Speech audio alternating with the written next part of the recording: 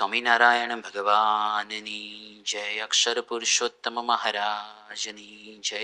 ગુણાતીતાનંદ સ્વામી મહારાજની જય. ભગતજી મહારાજની જય. શાસ્ત્રીજી મહારાજની જય. યોગીજી મહારાજની જય.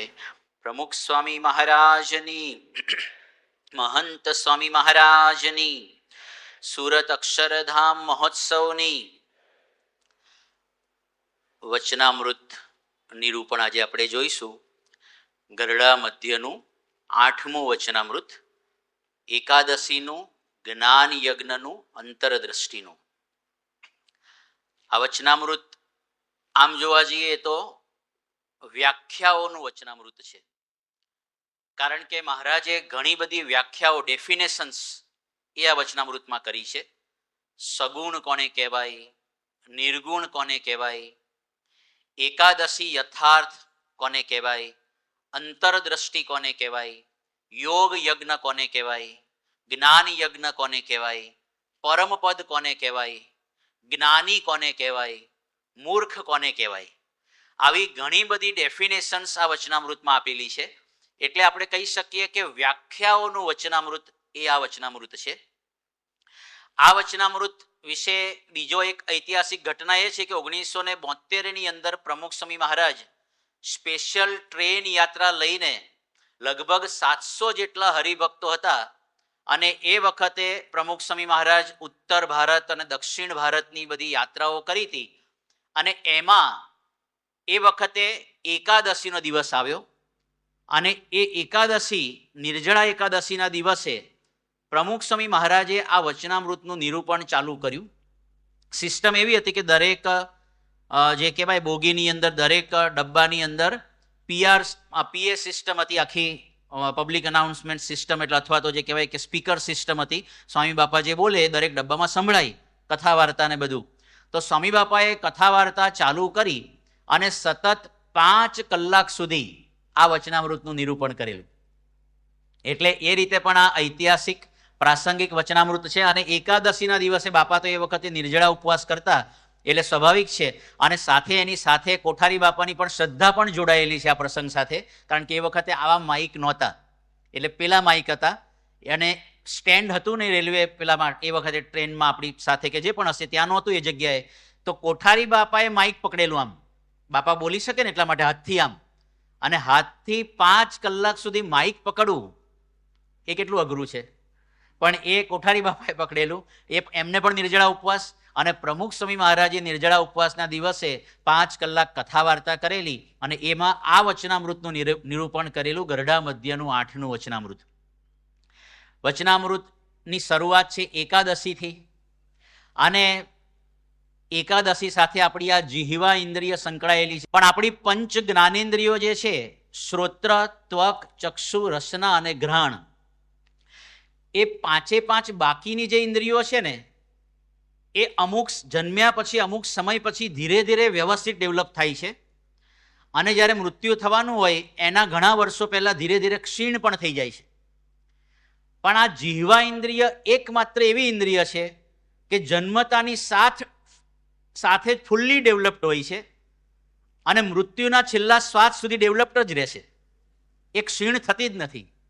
નાનો હોય ત્યારે પણ જેમ દૂધ પીવા, લિક્વિડથી શરૂઆત કરે ને પોચી ખીચડી નામ જેમ ખાવાની શરૂઆત કરે, એમ પથારી પર ઢળી ગયા હોય, છેલ્લા શ્વાસો હોય અથવા તો છેલ્લા વર્ષો હોય, તોય આવો ચોમાસું હોય તો કે પોસા ભજીયા બનાવજો ને, અથવા તો શીરો, ગરમ ગરમ શીરો, પોસો શીરો બનાવજો ને. એટલે આ એકમાત્ર ઇન્દ્રિય એવી છે કે જે ફૂલ્લી ડેવલપ્ડ છે, અને throughout the life fully developed છે. અને એકાદશી એની પર પ્રહાર કરે છે. એટલે અઘરી પડે છે ને આપણને, જે એકાદશી અઘરી પડે છે, કારણ કે એકાદશીનો એટેક આ જીહવા ઇન્દ્રિય પર છે. એ વખતે પૂરતી પુષ્ટિ મળતી નથી. એક ગણતરી પ્રમાણે એવું પણ છે કે દુનિયાની અંદર તમામ લોકો ભગવાનને, નાના મોટા જે આસ્થા ધરાવે છે, પણ એ ભગવાનને પૂજે છે એના કરતાં પેટની પૂજા વધારે થાય છે.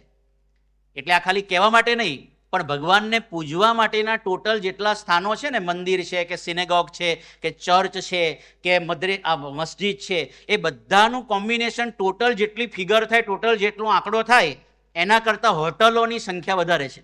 એટલે ભગવાનની પૂજા કરતાં પેટની પૂજા કરવાના સ્થાનો વધારે છે. એટલા માટે પણ થોડુંક આપણને એકાદશી છે એ થોડી અઘરી પડતી હોય. પણ યોગીજી મહારાજ કહે છે યોગીવાણીની અંદર કે શાસ્ત્રીજી મહારાજ 3 એકાદશીનો મહિમા બહુ જ કહેતા: દેવ પોઢી એકાદશી, દેવ ઉઠી એકાદશી અને જળઝીલની એકાદશી. અને યોગી બાપા તો કેફમાં કહે કે આખા દેશમાં હરિભક્તો નિર્જળા કરે. શાસ્ત્રીજી મહારાજે 85 વર્ષ સુધી નિર્જળા કરી. આપણને ઠેલ વાગ્યો છે તો આપણે પણ કરવું જ. આપણી જીભ, યોગી બાપા કહે કે આપણી જીભ 100 મણ સાટા ખાઈ ગઈ છે. ટાંકા ભરાણા, તળાવ ભરાણા, પણ પેટ નથી ભરાણા. આવું યોગી બાપા કહેતા. કારણ કે ટાંકાની કેપેસિટી હોય કે અમુક ભરાઈ પણ જાય, પણ પેટ ભરાતું. રોજ સવાર પડે અને કંઈક નવું જોઈએ. ગઈકાલે દબાઈને આઈસ્ક્રીમ ખાધો હોય તોય આજે કંઈક ઓફર કરે, લાવો ત્યારે તમારો બહુ આગ્રહ છે, થોડોક ટેસ્ટ કરી લઈએ. એટલે ટાંકા ભરાય પણ પેટ ભરાતા નથી. હવે એવો એકાદશી આવે કે જેમાં પેટને ખાલી રાખવાની નોબત આવે, એટલે સ્વાભાવિક છે આપણને થોડીક અઘરી પડે. પણ ગુરુ પરંપરાનો આગ્રહ આના માટે બહુ જ છે. કોઈક જગ્યાએ જે કહેવાય કે આમ બધી જગ્યાએ ચાલતા હોય સંપ્રદાય ધર્મ, અને ક્યાંક હશે પણ ખરું, પણ આપણે ત્યાં તો આપણને દેખાય છે કે એટલો બધો આગ્રહ. અને એ આગ્રહ માત્ર કહેવા માટેનો નહીં, ગુરુ પરંપરાએ પોતે પણ આવા વ્રત, ઉપવાસ, એકાદશીનો એટલો બધો આગ્રહ રાખ્યો છે. તો એનું આ વચનામૃત છે. સ્વામિનારાયણ હરે, સ્વામિનારાયણ હરે. વચનામૃત ગરડા મધ્ય પ્રકરણનું 8મું, એકાદશીનું જ્ઞાન યજ્ઞનું અંતરદ્રષ્ટિનું. સ્વામિનારાયણ હરે. સંવત 1878ના શ્રાવણ સુધી દ્વાદશીને દિવસ પ્રાતઃકાળને સમયે સ્વામી શ્રી સહજાનંદજી મહારાજ શ્રી ગરડા મધ્યે દાદા ખાચરના દરબારમાં શ્રી વાસુદેવ નારાયણના મંદિર આગળ ચાકડા ઉપર વિરાજમાન હતા અને સર્વ શ્વેત વસ્ત્ર ધારણ કર્યા હતા. અને પોતાના મુખારવિંદની આગળ પરમહંસ તથા દેશ દેશના હરિભક્તની સભા ભરાઈને બેઠી હતી. અને પરમહંસ તાલ મૃદંગ લઈને કીર્તન ગાવતા હતા. પછી શ્રીજી મહારાજ સંત પ્રત્યે બોલ્યા છે: એકાદશીનું વ્રત કરવું તેની તો એમ વિગતિ છે જે પૂર્વે ભગવાન 10 ઇન્દ્રિયો અને 11મું મન તેને અંતર સન્મુખ કરીને પોઢ્યા હતા. તે સમયમાં નાડી જંગનો દીકરો જે મૂર દાનવ તે યુદ્ધ કરવા આવ્યો. પછી ભગવાનના 11 ઇન્દ્રિયોના તેજમાંથી એક કન્યા ઉત્પન્ન થઈ. ત્યારે મૂર દાનવ કન્યા પ્રત્યે બોલ્યો છે: તું મને વર્ય. પછી કન્યા બોલ્યા છે: મારે તો એવી પ્રતિજ્ઞા છે જે મને યુદ્ધમાં જીતે તેને હું વરું. પછી મૂર દાનવને અને કન્યાને યુદ્ધ થયું. ત્યારે કન્યાએ મૂર દાનવનું મસ્તક ખડગ કરીને કાપી નાખ્યું. પછી ભગવાને પ્રસન્ન થઈને તે કન્યાને કહ્યું છે: તું વર માગ્ય. ત્યારે તે કન્યાએ વર માગ્યો છે: મારા વ્રતને દિવસે કોઈ અન્ન ન ખાય અને હું તમારા 11 ઇન્દ્રિયોના તેજમાંથી પ્રકટ થઈ, માટે મારું નામ એકાદશી છે. અને હું તપસ્વીની છું, માટે મારા વ્રતને દિવસે મન આદિક જે 11 ઇન્દ્રિયો તેનો જે આહાર તે કોઈ કરે નહીં. એવું એકાદશીનું વચન સાંભળીને ભગવાને તે વર આપ્યો. એવી રીતે પુરાણની કથા છે. આ કથા પદ્મ પુરાણની અંદર આપણને એનો રેફરન્સ મળે છે કે ઘટના એવી બની કે સતયુગની અંદર મૂર નામનો આ નાડી જંગનો દીકરો જે મૂર, એ એક શક્તિશાળી રાક્ષસ હતો. અને એણે ઇન્દ્ર સહિત તમામ દેવતાઓના વિસ્તારોમાં જઈને એક દેવતાઓને હરાવ્યા અને અંતે સ્વર્ગ ઉપર કબજો કરી લીધો. અને બધા દેવતાઓ પછી પરાસ્ત થયા એટલે ભેગા થઈને ભગવાન શિવજી પાસે ગયા. રક્ષણ માટે વિનંતી કરી કે ભગવાન અમારી રક્ષા કરો. શિવજીએ કીધું કે તમે વિષ્ણુ ભગવાન શ્રીહરિ પાસે જાઓ, વિષ્ણુ પાસે જાઓ, એ કંઈક કરી શકશે આમાં. એટલે પછી બધા દેવતાઓ ક્ષીર સાગરની અંદર ભગવાન વિષ્ણુ પાસે પહોંચ્યા અને આખી વાત કરી કે આવું બન્યું છે ભગવાન, આનો ત્રાસ બહુ થઈ ગયો છે અને અમારા બધાના ઘર છે વગર ડેમોલિશને, વગર જેસીબી બધા ડેમોલિશ થઈ ગયા જેવું છે. એટલે કે હવે જે કહેવાય કે કંઈક કરો તમે. એટલે પછી શ્રીહરિએ વિષ્ણુ ભગવાને કીધું કે તમે બધા એનો નિવાસ ક્યાં છે, એનો પ્રાઇવેટ ફાર્મ હાઉસ ક્યાં છે? તો કે ચંદ્રાવતી નગરીની અંદર. તો કે તમે બધા જાઓ, હું પણ પાછળ આવું છું. અને ભગવાન વિષ્ણુ પણ બધા દેવતાઓ સાથે ચંદ્રાવતી નગર જવા માટે નીકળ્યા. અને આ બાજુ મૂરને ખબર પડી અને દેવતાઓ તો ઓલરેડી ગભરાતા હતા કે એક વખત તો આપણને વ્યવસ્થિત હરાવ્યા છે. અને વિષ્ણુ ભગવાન એ વખતે નજર સામે દેખાયા અને મૂર છે એ પોતાની યુદ્ધ ભૂમિની અંદર જે કહેવાય કે એકદમ ગર્જના કરતો ત્યાં આવીને ઊભો રહ્યો ભગવાન વિષ્ણુ સામે. અને એ વખતે ભગવાન વિષ્ણુ ત્યાં પ્રગટ થઈને બધા જ રાક્ષસોને વન બાય વન હુમલો કરીને બધા એનો કાસળ કાઢવા માંડ્યા અને બધાને ખતમ કર્યા. પણ મૂર છે એની સામે જે કહેવાય કે ભગવાન લડતા રહ્યા અને એવું કહેવાય છે હજારો વર્ષ યુદ્ધ ચાલ્યું. એટલે ભગવાન વિષ્ણુ કહે કે હવે આનો પ્રોજેક્ટ પેન્ડિંગ રાખીએ ને બદ્રિકાશ્રમ જવા નીકળ્યા. અને ત્યાં હેમવતી નામની ગુફા ત્યાં જઈને કે અહીંયા કોઈ એન્ટ્રી નથી, કોઈ આવશે ને એટલે અહીંયા આપણે સૂઈ જઈએ, થોડોક થાક લઈને વળી પાછા લડવા જઈશું એમ કરીને ત્યાં યોગ નિદ્રામાં સૂઈ ગયા. અને એ હેમવતી નામની ગુફામાં સૂતા હતા. પણ આના પણ બધી જે કહેવાય ને ઇન્ટેલિજન્સ બહુ પાવરફુલ હતી, એની રો બહુ પાવરફુલ હતી. એટલે એને ખબર પડી કે ભગવાન આ ગુફાની અંદર સૂતા છે કે હું તો એમને ખતમ કરીને જ રહીશ. એટલે મૂર પાછળ ભગવાન વિષ્ણુની પાછળ ગયો અને ગુફાની અંદર ગયો. અને ત્યારે આ ભગવાન છે હેમવતી નામની ગુફાની અંદર સૂતા હતા. અને આ જેવો એટેક કરવા જાય છે ત્યારનો આ પ્રસંગ ભગવાન સ્વામિનારાયણ ટાંકે છે. હવે ખબર નથી કે નીલકંઠ વર્ણી વિશે કે મહારાજે ઘનશ્યામ વિશે પદ્મપુરાણ ક્યારે વાંચ્યું હશે, ક્યારે આ સ્ટોરી સાંભળી હશે અને આટલી ઇદમ એમને યાદ હશે.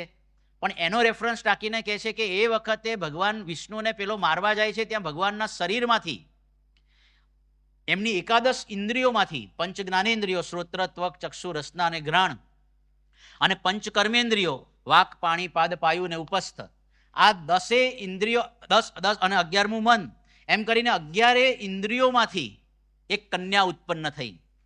અને એ આવી રીતે બહુ અત્યંત સ્વરૂપવાન હતી ને ભગવાને જે આ વર્ણન કર્યું સ્વામિનારાયણ ભગવાને એ રીતે પેલા મૂર દાનવે એને કીધું કે ભાઈ તું મારી સાથે લગ્ન કર. તો કે મારો નિયમ એવો છે કે મારી સાથે યુદ્ધમાં જે જીતે ને એની સાથે હું લગ્ન કરું.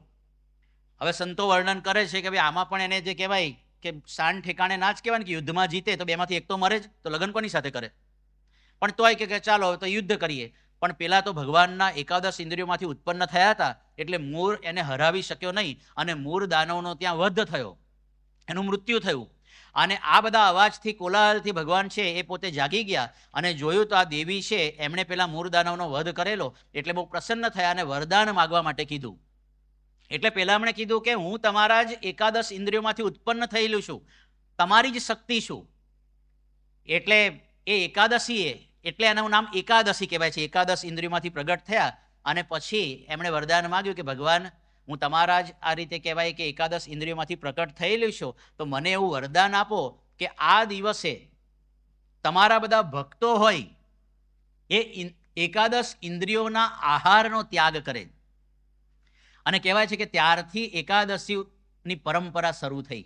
ઉત્પન્ન એકાદશી ઉત્પન્ન થઈ ને એટલે આને ઉત્પન્ન એકાદશી કહે છે. પણ કે ત્યારથી એકાદશીનું વ્રત છે એ શરૂ થયું. પૂજ્ય સંત સ્વામી સારંગપુરમાં હતા એ કહેતા હતા કે આ મૂર દાનવ એટલે શું? મોહ. મોહ છે એને ભલભલા દેવતાઓને પણ પરાસ્ત કરી દીધા છે ને. એટલે કે માનવ અને દેવતાઓ બધા સહિત મોહથી પરાસ્ત થયેલા છે. અને જે ભગવાનની એકાદશ ઇન્દ્રિયોમાંથી શક્તિ પ્રગટ થઈ છે, શક્તિ કઈ છે તો સંયમની શક્તિ છે. અને એવી રીતે આ એકાદશીના વ્રતની શરૂઆત થઈ છે. પણ એ આપણા બધા માટે થોડું અનયુઝ્યુઅલ છે. કારણ કે નોર્મલી તો વિષય ભોગ પંચ વિષય તરફ આપણી તમારી બધાની ગતિ એ એક ઢળતો ઢાળ છે. જ્યારે આ વિરુદ્ધ ઢાળમાં ઉપર ટેકરા પર ચડવાની વાત છે. તપ કર્યું નથી ને કરવાની વાત છે. એટલે તપ કરવું પડે, શરીરને કષ્ટ પડે, ભૂખ લાગે, તરસ લાગે, ઊંઘ આવે, ઝોકા આવે, કામમાં બરકત ના આવે, અંતરમાં અણગમો રહે, ક્યારે પારણા કરશું. ઘણીવાર તો રાત્રે સપનામાં લીંબુ પાણીનો શરબતનો દરિયો દેખાય કે હવે ક્યારે આમાંથી પી લઉં. એટલે એવા બધા જે કહેવાય કે વિચારો જાતના આવે. પણ ટૂંકમાં આપણને અઘરી પડે છે. એટલા માટે પેલા સંત પુનીતે આપણું વર્ણન કરતા કીધું છે કે એકાદશી આપણી કેવી હોય છે. હે હરિ, આજ એકાદશી ઉપવાસ, વેઠ્યો ભૂખનો બહુ ત્રાસ, બીજું કાંઈ ખાધું નથી રે. સિંગોડાનો શીરો બનાવ્યો ને રાજગરાની પૂરી, શાક સુરણનું મેં ઘીમાં વઘાર્યું તોય ન થાય સબૂરી. મોરૈયાનો ભાત બનાવ્યો, બટાકાની સૂકી ભાજી, દૂધ બાળીને બાસુંદી મેં કીધી, મારા મનને કરવા રાજી, બીજું કાંઈ ખાધું નથી રે. સાંજ પડી ત્યારે વેફર સાથે કોરો ચેવડો લીધો, દૂધીનો હલવો મંગાવી મેં તો મોંમાં મૂકી દીધો, સૂતી વેળાએ દૂધ મંગાવી 1.5 લીટર મેં પીધું, રામ ભગત કહે પુનિત થાવા, એકાદશી વ્રત કીધું, બીજું કાંઈ ખાધું નથી રે. ડઝન કેળા ખાઈ જાય ને 1.5 લીટર દૂધ પી જાય તો બીજું કાંઈ ખાધું નથી. એટલે આપણી એકાદશી કરીએ તો પછી આવી થાય છે ફરાળી એકાદશી. મહારાજના સમયમાં ગરડાની અંદર શરૂઆતમાં આવ્યા મહારાજ ત્યારે બધી પરંપરાઓનું સ્થાપન કરવાનું હતું. એમાં એમની રુચિ તો તપ વ્રતની હતી જ. પુલાશ્રમમાં તપશ્ચર્યા કરીને આવ્યા હતા મુક્તિનાથમાં અને બધી જગ્યાએ. એટલે એમને બધા ભક્તોને તપશ્ચર્યાના ઢાળે ચડાવ્યા હતા. એટલે એકાદશીની શરૂઆત જ્યારે કરવાની હતી શરૂઆતના વર્ષોમાં, અને મહારાજ બહુ પ્રતિપાદન કરતા પણ બધા કરે નહીં. પણ એક વખત મહારાજે બહુ જ મહિમા કીધો એકાદશીનો. એટલે સુરા ખાચરના ભત્રીજા હતા માણસિયા ખુમાણ. એટલો બધો મહિમા કીધો એટલે મહારાજને બીતા બીતા પૂછ્યું કે મહારાજ એકાદશીના દિવસે અનાજ ખાય તો શું થાય? હે મહારાજ, એના શું હાલ થાય એ વાત કરો તમે. એટલે શ્રીજી મહારાજ કે જો માણસિયા, એકાદશીના દિવસે અનાજ ખાય એટલે જેમ છાતીમાં કોઈ ભાલા ભોંકે અને દુઃખ થાય, એમ તમે એક એક અનાજનો દાણો ખાઓ ને એ મારી છાતીમાં ભાલા ભોંક્યા હોય ને એવું મને દુઃખ થઈ જાય. માણસિયા ખુમાણ કે હે મહારાજ, આ તો ભારે થઈ. તો કે એકાદશી કરવી જ પડે. તો મહારાજ કે કરવી જ પડે. પણ હવે ક્યારેય એને અનુભવ નહીં અને દરબારને આવી રીતે કરવાની આવી એકાદશી બહુ ભાડે પડી એમને.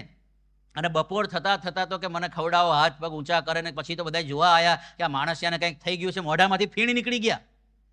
એટલે નથુ ખાચર હતા ને બહુ ગભરાઈ ગયા કે આને કંઈક થઈ જશે. એટલે મહારાજ પાસે જઈએ, એકાદશી અત્યાર સુધી તો કરી છે, જેમ તેમ કરીને મહારાજ પાસે દોડતા દોડતા ગયા કે મહારાજ તમે નિર્જળા એકાદશીની વાત કરી છે પણ પેલાના મોઢામાંથી ફીણ નીકળ્યા છે, માણસિયો મરી જશે. મહારાજ કે માણસિયો નહીં મરે, ચિંતા ના કરો. પણ પછી મહારાજ ત્યાં ધીરે રહીને ગયા. માણસિયાને એટલું જ કામ હતું મને કંઈ ખાવા પીવાની છૂટ આપી દે, કારણ કે આ નિર્જળા એકાદશીનો પ્રયોગ કરતા હતા મહારાજ. એટલે એ વખતે મહારાજ એની પાસે પહોંચ્યા ત્યારે પેલો માણસિયો ધીરે રહીને કે મહારાજ, આ માણસિયાને માણસ મારી વળગી છે, બીજું કાંઈ થયું નથી. આ તમે એકાદશી ક્યાંથી લાયા? માણસ મારી જેવી છે, એટલે મારી નાખશે મને, એટલે હોશ કોશ જતા રહ્યા છે. આ સાંભળીને મહારાજ, ગમત સાંભળીને મહારાજ હસ્યા અને કે ફરાળ તો એની છૂટ આપવી જ પડશે. મહારાજે પછી કીધું કે વાંધો નહીં, ફરાળ કરવાની છૂટ આપી અને માણસિયાના જીવમાં જીવ આવ્યો કે હાશ હવે બરાબર છે. પણ એક એકાદશી તો પાછી પેલી સંત પુનિતવાળી જ તે જ્યાં વર્ણન કર્યું એવી કરતા હોય, પણ તોય ફરાળ ખાઈને આપણે ઘણીવાર ફરાળ ખાઈને પણ આપણને અઘરું પડતું હોય છે. અને અહીંયા એકાદશી આવું વરદાન માગી લીધું. ઘણાને તો વિચાર આવી ગયો છે કે આને માગતા આવડ્યું ને આવું મગાતું હશે ભગવાન રાજી થયા કે મારા જન્મ દિવસે કોઈ જમે નહીં. ઘણા આવો વિચાર આવી જાય, ક્રિએટિવ વિચાર. પણ ટૂંકમાં એકાદશી આ વરદાન માગ્યું ત્યારથી આપણે છે આ એકાદશી આવી છે. પણ આપણી ગુરુ પરંપરા સામું જોઈએ. યોગી બાપાને તો એટલો મહિમા, વ્રત ઉપવાસના બધા મહંત સ્વામીને બધાને તો જે કહેવાય ને એટલી લેફ્ટ લીધી છે. યોગી યુવક ઉપવાસ કોલેજ એ સ્પેશિયલ ચાલુ કરી હતી. અને નવડાવે તો સરસ કેવી નવડાવા જાય, યોગી બાપાને લાભ લેવો, પેલો બચારો હોંશે હોંશે ગયો હોય અને નવડાવા જાય ગુરુ ઉપવાસ કાલે. અને એમાંય મહંત સ્વામી મહારાજને તો 5-5 દિવસ ઠપકાર્યા હતા. એ તો કેવા અઘરા પડી જાય. પણ યોગી બાપાની અત્યંત રુચિ, પાછા ફાયદા ગણાવે યોગી બાપા. એમાંથી એક કઈ ફાયદો આપણને સમજાય એવો નહીં, પણ યોગી બાપા કે એકાદશી કરે, ઉપવાસ કરે તો ફાયદા કેટલા બધા થાય. યોગી બાપા કે એક અજીર્ણ મટી જાય. હવે મટતું હશે વધે ઉપરથી, ઘણીવાર એવું લાગે, પણ યોગી બાપા કે અજીર્ણ મટી જાય. બીજું કે શક્તિ સચેતન થાય, આત્મબળ વધે. પછી કે મોટા પુરુષ રાજી થાય, ભગવાનનો સાક્ષાત્કાર થાય. છઠ્ઠું કે તપ જેવું વાલું છે વાલમ ને વાલમ રાજી થાય. સાતમું કે દેહ દમન ને આત્મવિચારથી ઇન્દ્રિયો અંતઃકરણ જીતાઈ જાય. આઠમું સ્ફૂર્તિમાં રહેવાય. નવમું કે વહેલા ઉઠાય, ઊંઘનો સંકોચ ના રહે. આ એક સાચું લાગે છે, વહેલા ઉઠાઈ જવાય, પેટ ખાલી હોય ને એટલે વહેલું ઉઠી જવાય. પછી 10મું કે છે કે તાવ તર્યો મંદવાડ ના આવે. અને 11મું કે છે કે શરીરનો પાવર આવે. હવે પાવર આવતો હશે, ઢીલા ગેસ જેવા થઈ જઈએ. પણ એ લોકોને એટલો બધો ઉત્સાહ છે આ બધા પુરુષોને, આપણા ગુરુઓને, એટલે ના હોય ત્યાંથી ફાયદા ગણાઈને બસ ગમે તેમ કરીને કરો તમે. યોગી બાપા કે 5 દિવસ જો કરીએ ને તો ઉપવાસ કરવાની ટેવ પડી જાય. એટલે આપણે કાયમ માટે કરવું. પણ યોગીજી મહારાજને ખબર પડે કે આવતીકાલે એકાદશી છે તો એકદમ આનંદ થઈ જાય એમને. ઓહો, કાલે ખાવાનું નહીં, પીવાનું નહીં, સુવાનું નહીં, માત્ર ભજન કર્યા કરવાનું. એ ભજન કર્યા કરશો, આનંદ આનંદ થઈ જશે. અને આપણું એક્ઝેક્ટલી રિવર્સ હોય, 180 ડિગ્રી. રોજ ભજન થતું હોય પણ એ દિવસે ભજન થાય નહીં કે ભાઈ આ વહેલું ખાવા ભેગા થઈએ તો સારું. પણ આ યોગી બાપા જેવા પુરુષ, અને આ એમને ખાલી કીધું નથી, એમના જીવનમાં દેખાય કે ઉપવાસને એમને એન્જોય કર્યો છે, માણ્યો છે. 1960ની અંદર બાપા છે વિચરણમાં હતા આફ્રિકાની અંદર. અને એ વખતે લુસાકાથી 400 માઇલ કાપીને સોલ્સબરી જવાનું હતું અને રાતના 11:30 થઈ ગયા. અને યોગી બાપાનો નિયમ એવો હતો, આ 8મનો દિવસ હતો, અને નિયમ એવો હતો કે મુસાફરીમાં કાંઈ લે નહીં. એટલે એ દિવસ તો ખાધા પીધા વગરનો ગયો. અને અધુરામ પુરુષ સાંજે જઈને જમવાનો પ્રોગ્રામ હતો. પણ ત્યાં પહોંચ્યા અને નવું ગામ હતું એટલે રસ્તો શોધતા ઉતારે જવાનો રસ્તો શોધતા મોડું થયું અને 12:15 પહોંચ્યા. ત્યાં પાછો બીજો નિયમ એમનો લાગુ પડી જાય કે 12 વાગ્યા પછી કંઈ ખવાય નહીં. એટલે પેલા બધાએ બનાવ્યું હતું પણ એ લીધું નહીં. સ્વામી બાપાને ઉકાળો લેવાનું કીધું પણ ઘડિયાળ બતાવી કે 12 વાગી ગયા છે. એટલે એ દિવસે ઉપવાસ થયો. નોમનો તો ઉપવાસ કરતા હતા, શુદ્ધ નોમનો નિર્જળા ઉપવાસ યોગી બાપા. અને એમાં હરિજયંતીનો ઉપવાસ હતો, એમાંય પાછો હતો. એટલે યોગી બાપાએ છે અને પણ એ દિવસે ઈશ્વર સ્વામીએ વર્ણન લખ્યું છે કે બાપાના ચહેરા ઉપર એટલો બધો આનંદ વિભોરામ, અને કંઈ જાણે કે થાક જ લાગ્યો નથી. એટલું બધું ટ્રાવેલિંગનો એક તો થાક હતો, ઉપવાસનો થાક હતો, પણ કોઈને ખબર ના પડે કે આ બીજો ઉપવાસ છે. અને ત્રીજો દિવસ અધુરામ પૂરું એવું બન્યું કે સવારના પોરમાં પારણા કરવાના હતા, પણ યોગી બાપાએ સાવ નહીવત આમ વાટકી જેટલું ખીચડી કઢી લીધું અને પછી તરત ત્યાંથી મુસાફરી નીકળવાનું હતું. અને સવારે 10 વાગે નીકળી ગયા, સોલ્સબરીથી નીકળ્યા અને સાંજે 5:30 દારે સલામ પહોંચ્યા. એટલે એ દિવસનું બપોરનું ગયું, સવારે કંઈ લીધું ના લીધું કર્યું હતું. અને એકચ્યુઅલી પારણાના દિવસે છે ને સવારે તો હજી સમજ્યા, બપોરે કડકડાઈને ભૂખ લાગે, કારણ કે પેલું એન્જિન ચાલુ થયું હોય ને સવારના પોરમાં થોડુંક, એટલે એને બરાબર ઓઇલિંગ થઈ ગયું, એટલે બપોરે તો પાછું રેડી થઈ ગઈ આપણી ગાડી. પણ એ દિવસે બપોરનું ગયું. અને પછી બધાનો આગ્રહ હતો કે સ્વામી બાપા કંઈક લો, પણ કંઈ એમને મુસાફરીમાં લીધું નહીં. અને સાંજે પાછા આવ્યા ત્યારે પણ કંઈ ખાસ લીધું નહીં. અને ચોથા દિવસો તો એકાદશી ઊભી જ હતી. એટલે 4 દિવસ એમને છે નિર્જળા ઉપવાસ જેવું થઈ ગયું. થોડું વચ્ચે આવ્યું પારણાનું.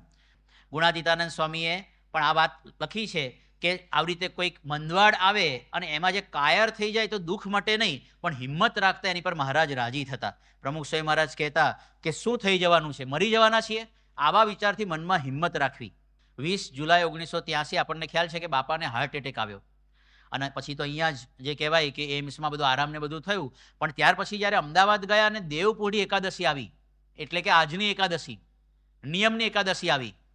અને બાપાએ ત્યાં સુધીમાં ક્યારેય નિયમની એકાદશી છે એક તો સારધાર નિર્જળા કરેલી, એટલે એ વખતે પણ હવે હાર્ટ એટેક આવી ગયો છે. ડૉક્ટરોના સૂચન પ્રમાણે બધી દવાઓ લેવાની છે, એટલે સ્વાભાવિક છે ફરાળ કરે એ જ સારું. અને આમે આટલી મોટી ઉંમર થઈ ગઈ છે. એટલે બધા સંતો ભક્તોએ બહુ આગ્રહ કર્યો. એટલે સંતોને તો ગાંઠ્યા નહીં, પણ પછી અંબાલાલ કાકા બકરીપોરવાળા એમણે બહુ આગ્રહ કર્યો. પણ બાપાના મનમાં નક્કી હતું, પાછા પધાર્યા એનો પોતાના ઉતારામાં ત્યારે, કે મારે કશું જમવું નથી. પણ આમણે એટલો બધો આગ્રહ કર્યો એટલે પછી શાસ્ત્રીજી મહારાજના સમયના હરિભગત એટલે દુખાય નહીં, એટલે એ દ્રષ્ટિકોણથી દવા પીવા પૂરતો ઉકાળો ગ્રહણ કર્યો કે દવાની સાથે ચલો ઉકાળો લઈ લઈએ. પણ એ કેટલી આમ કઠિનાઈથી લીધો હશે. કેટલા જે કે એમને દુઃખ થયું હશે કે જેવો ઉકાળો અંદર ગયો અને આ બાજુ સ્વામીના આંખની અંદર આંસુ બહાર આવ્યા. એટલે કે એકદમ સ્વામી ગળગળા થઈ ગયા. અને ઉકાળો ગળો નીચે ઉતારતા જાણે કે આમ ધગધગતું શીશુ ગળે ઉતારવાનું હોય ને, એવો અનુભવ જાણે કે થયો હશે. હવે બપોર થઈ અને વળી પાછા સંતો ફરાળની થાળી લઈને આવ્યા.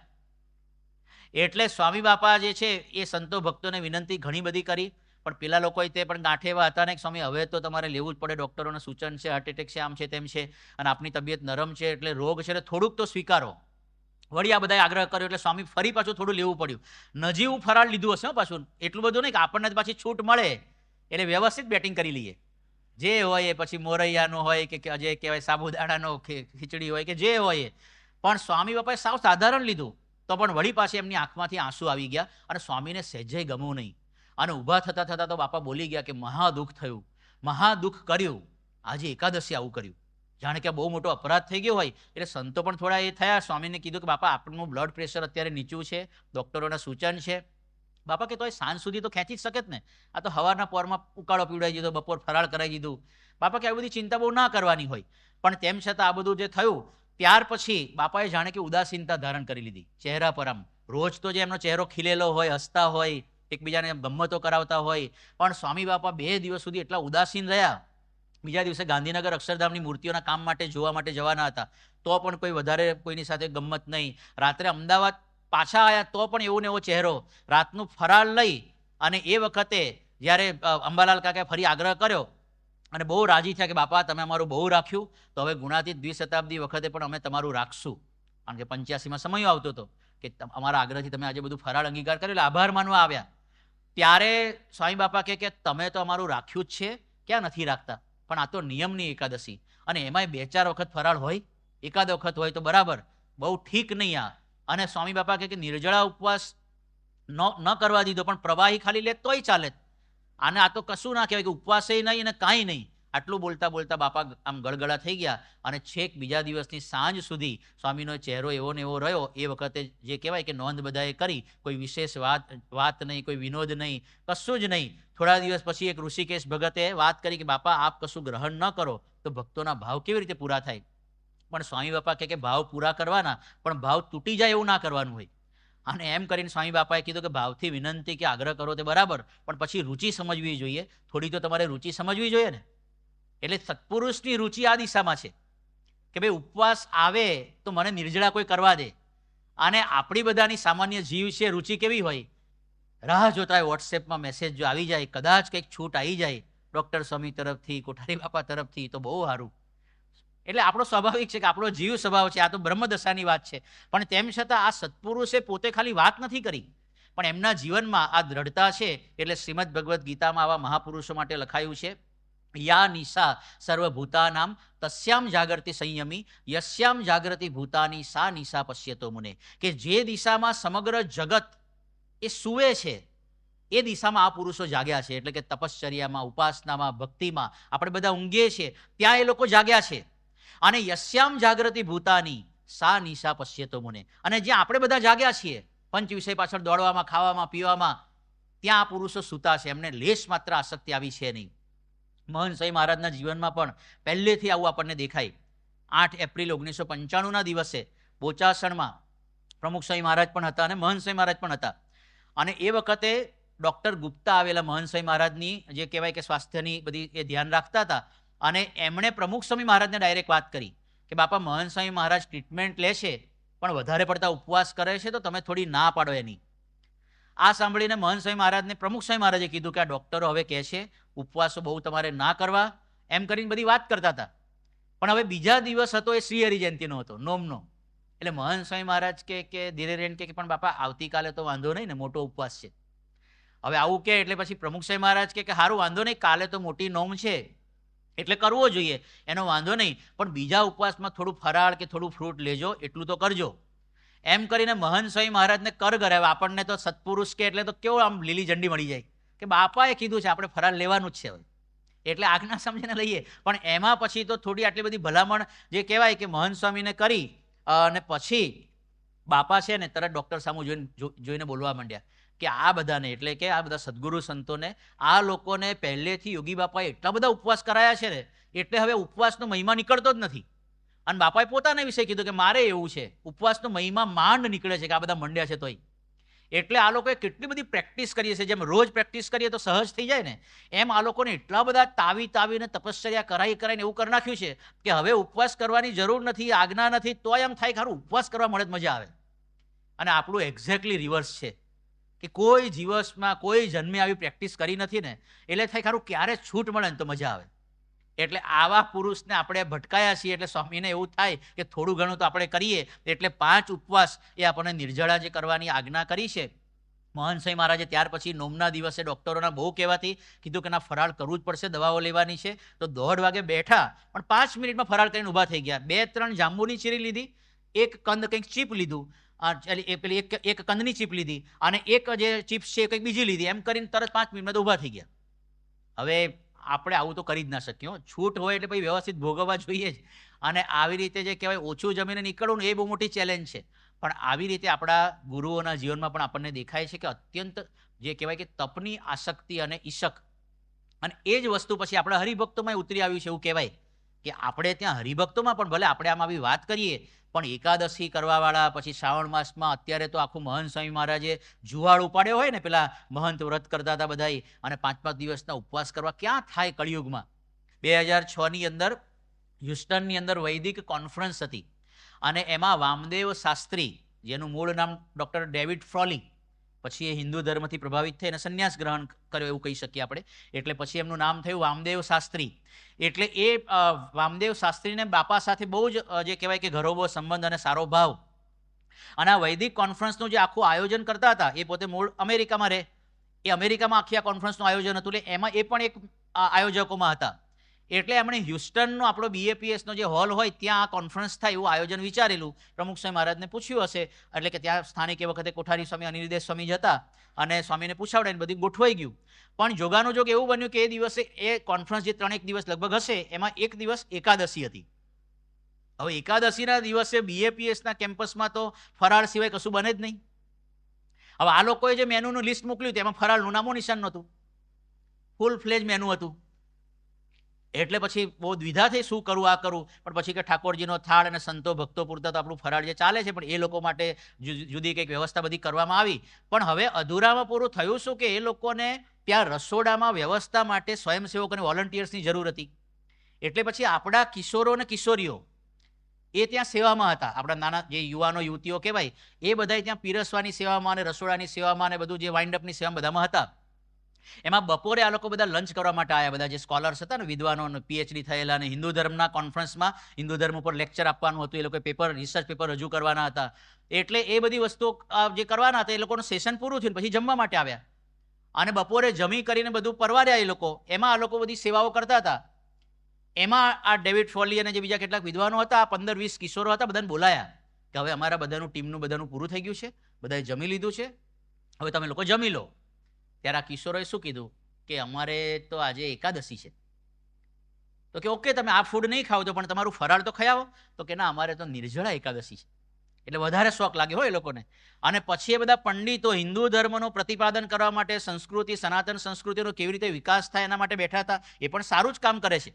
પણ એ લોકોને અંતરદ્રષ્ટિ થઈ અને પછીના સેશનમાં આ વાતનો ઉલ્લેખ થયો કે આપણા માટે શરમની વાત કહેવાય કે વૈદિક કોન્ફરન્સ માટે આપણે ભેગા થયા છીએ અને આપણામાંથી કોઈને આજે બધા એકાદશીના દિવસે અનાજ ખાઈને બેઠા છીએ, જ્યારે અહીંયા જન્મેલા, અહીંયાના બોર્ન એન્ડ બ્રોટઅપ પ્રમુખ સ્વામી મહારાજના આ યુવાનો યુવતીઓએ આજે એકાદશી નિર્જળા કરેલી છે. એટલે કળિયુગમાં સતયુગ જાણે કે આ સત્પુરુષે જે કહેવાય કે ઊભો કર્યો હોય એવા પ્રકારની આ વાત કહેવાય. એવી જ રીતે ત્યાંના જ લોસ એન્જલસના 2 આપણા સંનિષ્ઠ યુવતીઓ મીરાબેન અને એન્જેલિનાબેન અમીન. મીરા અમીન અને બંને લગભગ બહેનો છે, પણ આ બંને યુવતીઓ છે એ ત્યાં યુએસની આર્મીની અંદર એ લોકોનું સિલેક્શન થયું અને પછી ત્યાં જે કહેવાય કે આર્મીમાં ટ્રેનિંગ માટે પોતે હતા. અને એ ટ્રેનિંગ છે, આર્મીની ટ્રેનિંગ હોય એટલે સ્વાભાવિક છે, ત્યાંની મિલિટરીની ટ્રેનિંગ હોય એટલે સખત જે કહેવાય કે એ લોકોને જે કસ કાઢી નાખે. અને એમાં વચ્ચે એક તબક્કો એવો આવ્યો, હવે ત્યાં આર્મીની ટ્રેનિંગમાં નિયમો પાડવા અઘરા છે અને એમાં પણ 4 દિવસ સુધી સતત એ લોકોને એવું બન્યું કે 1 મિનિટ પણ સુવા ના દે. એટલે એ લોકોનું મેક્સિમમ જે કહેવાય ને આઉટપુટ મળે, એટલે ગોઈંગ એક્સ્ટ્રા માઇલ્સ કહેવાય ને, એટલે ગોઈંગ બિયોન્ડ ધ બોર્ડર્સ. એટલે એ લોકો એની પાસે શક્તિઓ બહાર કાઢવા માટે આવા બધા પ્રયોગો કરતા હોય. એમાં 4 દિવસ સળંગ સુવા ના દે એવા ટાઈપની એક્સરસાઇઝ ને એક્ટિવિટી ના અંતે બધું હતું. હવે એમાં એ લોકોને ખાવા પીવા માટે જાતે રોજ તો આ લોકો પોતે વ્યવસ્થા કરી શકે, પોતાની જાતે બનાવી શકે, એટલે જાતે બનાવી લેતા હતા. પણ આ 4 દિવસ દરમિયાન એ લોકો જ ખાવા પીવાનું બનાવવાનું અને જે આપે એ લેવાનું. હવે એ તો સ્વાભાવિક છે, અભક્ષ્ય હોય, નોનવેજ હોય ત્યાંના ફૂડમાં બધી રીતે, એટલે એ તો લે નહીં આ લોકો, સત્સંગી આપણા. એટલે ભૂખ્યા રહીને પણ એ લોકોએ એ ટ્રેનિંગ પાર પાડી. પછી એ સમય પણ બહુ ઓછો મળે, એમાં નાવા ધોવાનું, પૂજા કરવાનું એ લોકો રેગ્યુલર કરે. સહેજ સમય મળે એટલે બીજા બધા પોતાનો થોડો આરામ કરી લે, રિલેક્સ થઈ જાય. આ લોકો રવિસભા પણ કરતા દર અઠવાડિયે, એટલે કથા વાર્તા વાંચી લે, વચનામૃતનો પાઠ કરતા, એ બધું કરી લે. અને આટલી દ્રઢતાની અંદર વચ્ચે એકાદશી આવી અને એ વખતે નિત્ય પૂજા પણ રેગ્યુલરલી કરતા, પણ એકાદશી આવી. હવે એ દિવસે ફરાળ કરવું હોય પણ ફરાળ મળવું જોઈએ, પણ એ પણ મળ્યું નહીં. અને બાજુવાળા જે એ લોકોને ભોજન ફૂડ જે મળતું હતું એ તો આપે એ લોકો, એટલે બાજુવાળાને આપી દે, કારણ કે એ ખવાય એવું ના હોય. એટલે આવી કઠિન પરિસ્થિતિની અંદર પણ એ લોકોએ એકાદશી કરી. એક બાજુ આવું ફિઝિકલી હેવી લોડિંગ એક્સરસાઇઝ બધી ચાલતી હોય અથવા તો જે કહેવાય કે લોકોની એક્ટિવિટીઝ ચાલતી હોય, અને એની વચ્ચે આ બંને બહેનો એકાદશી કરી.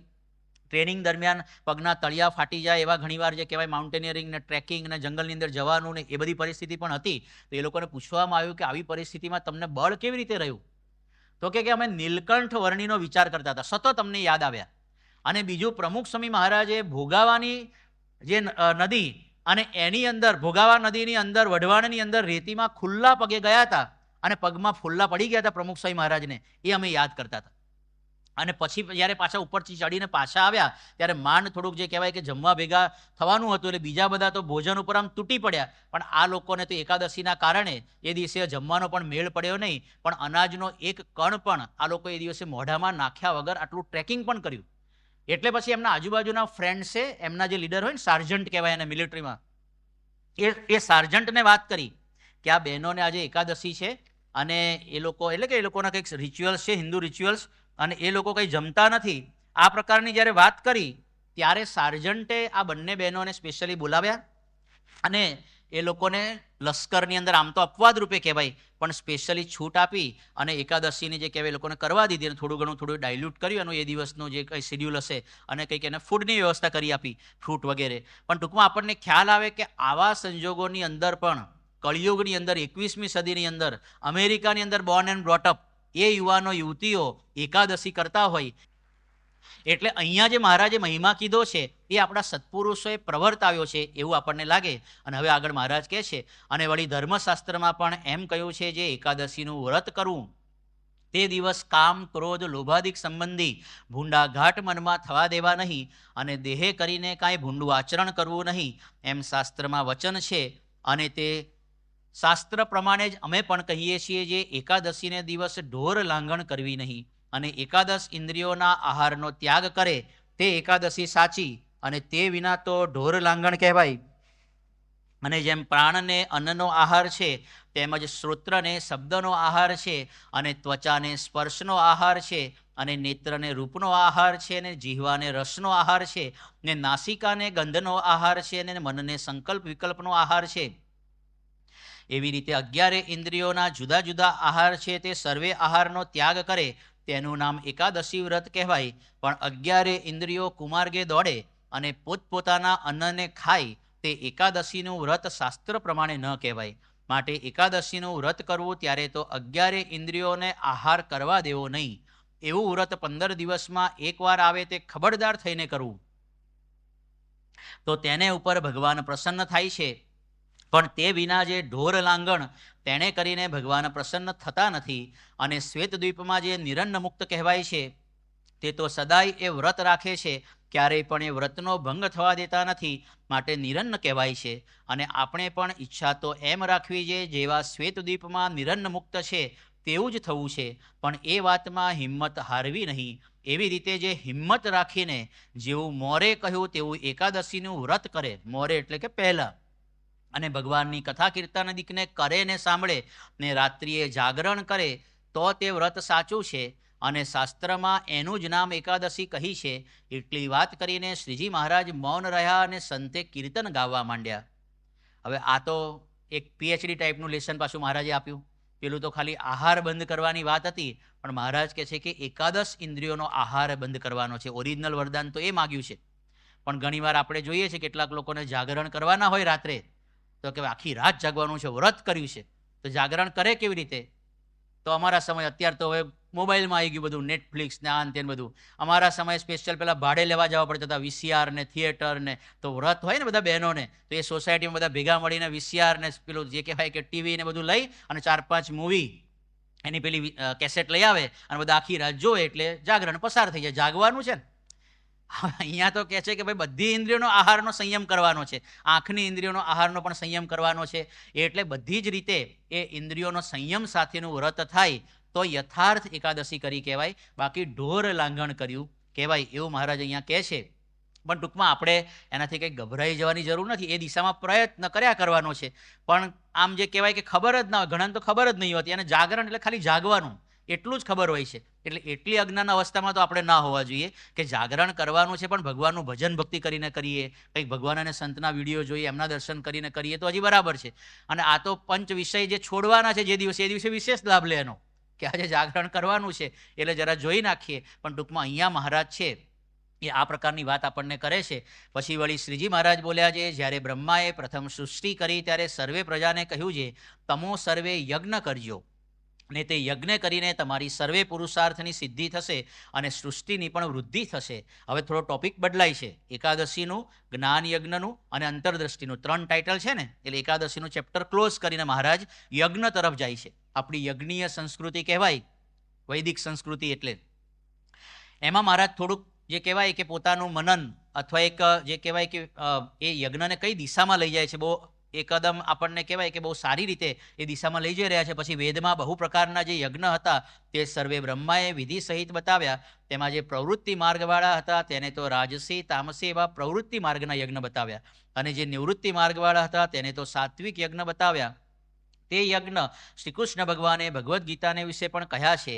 માટે આપણે તો નિવૃત્તિ માર્ગવાળા છીએ, તે આપણે તો સાત્વિક યજ્ઞ કરવા, પણ જેમાં પશુ મરતા હોય એવા જે રાજસી તામસી યજ્ઞ તે આપણે કરવા નહીં. મહારાજે અહિંસક યજ્ઞોની પરંપરા જે ચાલુ કરી હતી એ યજ્ઞ વિશે પણ અહીંયા થોડી વાત કરે છે. પણ પછી એ સાત્વિક યજ્ઞની ડેફિનેશન એ હવે જે કરે છે એ યજ્ઞ તો આપણે રોજ કરવાનો છે.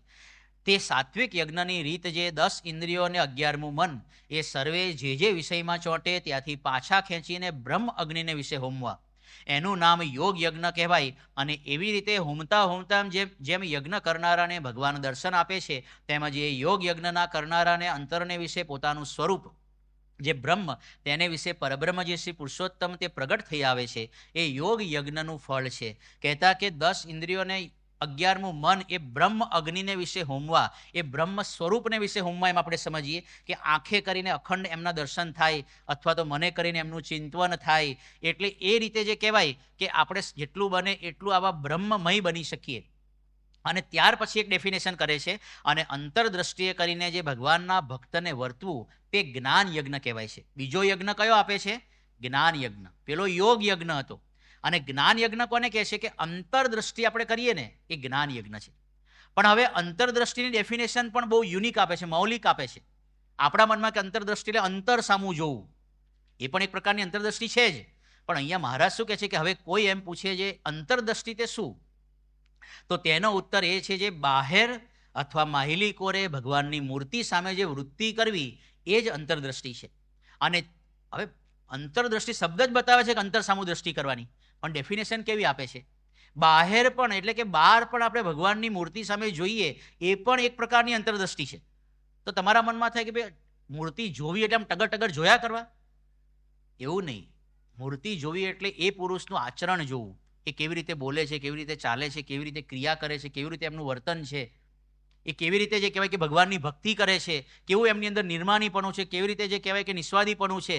આ બધી વસ્તુઓ એમની જોતા રહીએ તો ધીરે ધીરે એ આપણી અંદર આવે. આ સ્પિરિચ્યુઅલ ટેકનોલોજી છે. મહારાજે પ્રથમના 58ના વચનામૃતની અંદર પણ આ વાત કરી છે. ત્યાર પછી મારા ખ્યાલથી અંત્યના 24ના વચનામૃતમાં પણ આ વાત કરી છે કે ભગવાન અને સંતના ગુણોનું જેમ જેમ આપણે મનન કરતા જઈએ તો એ ગુણો આપણી અંદર આવતા જાય. એટલે મહારાજે એને પણ અંતરદ્રષ્ટિ ગણાવી છે, અને એને જ જ્ઞાન યજ્ઞ કયો છે. બહાર અથવા માહિલીકોરે ભગવાનની મૂર્તિ સામે જે વૃત્તિ કરવી એ જ અંતરદ્રષ્ટિ છે. અને તે વિના તો અંતરદ્રષ્ટિ કરીને બેઠો છે, પણ બાહ્ય દ્રષ્ટિ જ છે. માટે બહાર ભગવાનનું દર્શન તથા પૂજન તથા ભગવાનની કથા કીર્તન એ આદિ જે ભગવાન સંબંધી ક્રિયાઓ હોય તે સર્વે અંતરદ્રષ્ટિ છે. અને એ સર્વે જ્ઞાન યજ્ઞ થાય છે. અને તે જ ભગવાનની મૂર્તિને અંતરમાં ધારીને તેનું પૂજન વંદન આદિ જે કરવું તે પણ અંતરદ્રષ્ટિ છે. ને જ્ઞાન યજ્ઞ છે માટે સત્સંગી માત્રને તો એવો અખંડ જ્ઞાન યજ્ઞ થાય છે. અને સમાધિ તો કોઈકને થાય છે ને કોઈકને નથી થતી. તે તો પરમેશ્વરની ઈચ્છાએ કરીને એમ રહ્યું છે, અથવા કોઈક ઠેકાણે ભક્તની કચાશ વતે કરીને એમ રહ્યું છે. એટલે અહીંયા મહારાજ સમજાવે છે કે આવા પ્રકારનો આપણે જ્ઞાન યજ્ઞ કરવાનો છે. ભગવાન અને સંત સામું જોવાનું છે કે કેવું એમનું નિર્માણીપણું છે, કેવી એમની ભક્તિ છે, અને કેવી રીતે એમની સરળતા છે, કેવી રીતે નાના બાળકની પણ એ માફી માગી શકે છે, કેવી રીતે એમની દિનચર્યા છે.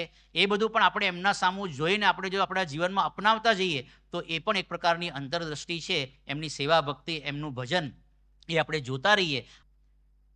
અને જ્ઞાની ભક્ત હોય તે તો એમ જાણે જે ભગવાનનું સ્વરૂપ છે તે જ નિર્ગુણ છે. અને જેને જેને તે ભગવાનનો સંબંધ થયો તે સર્વે નિર્ગુણ માર્ગવાળા છે. અને જે કથા કીર્તનને વિશે ભગવાનના સ્વરૂપનો સંબંધ છે તે સર્વે નિર્ગુણ કહેવાય છે.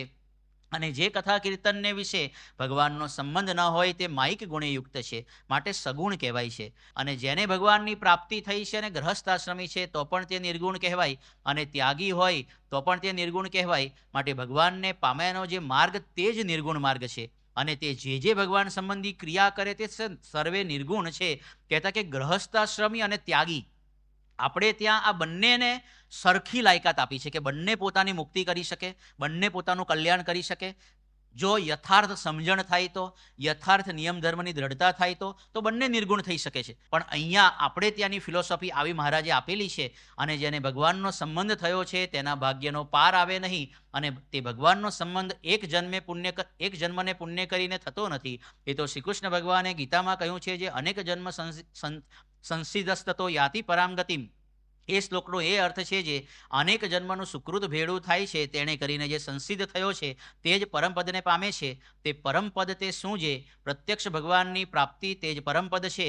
અને વળી શ્રી કૃષ્ણ ભગવાને એમ પણ કહ્યું છે, જે મમે વાંસો જીવલોકે જીવભૂત સનાતન મનસષ્ટાની ઇન્દ્રિયાણી પ્રકૃતિ સ્થાની કરશતી. એ શ્લોકનો અર્થ એ છે, જે આ સંસારને વિશે ભગવાનના અંશ જે જીવ છે તે તો મને સહિત જે પંચ જ્ઞાનેન્દ્રિયો તેને પંચ વિષય થકી ખેંચીને પોતાને વશ રાખે છે, અને જે ભગવાનના અંશ નથી તેની તો ઇન્દ્રિયો ખેંચીને જ્યાં પોતાની ઈચ્છા હોય ત્યાં લઈ જાય છે. માટે આપણ સર્વે ઇન્દ્રિયોના દોરાતા નથી. તો જો ભગવાનના અંશ છીએ એવું જાણીને અતિશય આનંદમાં રહીને ભગવાનનું ભજન કરવું, અને સર્વે ઇન્દ્રિયોની વૃત્તિઓને ભગવાનના સ્વરૂપમાં હોમવી, અને સદા જ્ઞાન યજ્ઞ કર્યા કરવો. એટલે અહીંયા ફરી પાછા મહારાજ છેલ્લે આજ્ઞા કરે છે કે જ્ઞાન યજ્ઞ કર્યા કરો, અને યજ્ઞ રહિતનું કોઈ રીતે કલ્યાણ થતું નથી. અને 4 વેદ, સાંખ્યશાસ્ત્ર, યોગશાસ્ત્ર, ધર્મશાસ્ત્ર, 18 પુરાણ, ભારત, રામાયણ અને નારદ પંચરાત્ર એ આદિક સર્વે શાસ્ત્રનું એ જ સિદ્ધાંત છે, જે યજ્ઞ રહિતનું કલ્યાણ થતું નથી. માટે અમારી પણ એ જ આજ્ઞા છે, જે સર્વે પરમહંસ તથા સર્વે સત્સંગી જ્ઞાન યજ્ઞ કરતા રહેજો. અને એમને એમ જ્ઞાન યજ્ઞ કરતાં કરતાં જ્યારે પોતાનું સ્વરૂપ જે બ્રહ્મ તેને વિશે પરબ્રહ્મ ભગવાન સાક્ષાત્કાર દેખાય, એ જ જ્ઞાન યજ્ઞનું ફળ છે. એવી રીતે જ્ઞાન યજ્ઞ કરતાં કરતાં જ્યારે શ્વેત દ્વીપમાં નિરન મુક્ત છે એવું થવાય, ત્યારે જ્ઞાન યજ્ઞનો વિધિનો અવધિ આવી રહ્યો. અને જ્યાં સુધી એવું ન થવાય ત્યાં સુધી એટલું અધૂરું જાણવું, અને નિરન મુક્ત જેવા થવાની અતિશય ઈચ્છા રાખવી, પણ શ્રદ્ધા રહિત થવું નહીં, અને પોતાને વિશે અપૂર્ણપણું માનવું નહીં. અને ભગવાનની પ્રાપ્તિ થઈ છે તેણે કરીને પોતાને કૃતાર્થ માનીને અને સાવધાન થઈને જ્ઞાન યજ્ઞ કર્યા કરવો. છેલ્લે મહારાજ અહીંયા આપણને એ પ્રાપ્તિને પરિવર્તિત કરવાની ચાવી બતાવે છે, કે આ જ્ઞાન યજ્ઞ કહેતા કે ભગવાનની મૂર્તિ સામું જોઈ એમને આદર્શ માની અને આપણે એ રીતે જીવનમાં આગળ વધતા રહીએ. ઇતિ વચનામૃતમ. એવી રીતે ગરડા મધ્ય પ્રકરણનું 8મું જે તે થયું. શ્રી સ્વામિનારાયણ ભગવાનની જય. આવી પ્રેરણાદાયી કથાના નિયમિત શ્રવણ માટે આ વિડીયોને લાઈક કરો અને ચેનલને સબસ્ક્રાઇબ કરો. અને ખાસ આ કથાને આપના જેવા અન્ય મુમુક્ષુ સાથે શેર કરીને આંગળી ચિંધ્યાનું પુણ્ય મેળવો. જય સ્વામિનારાયણ.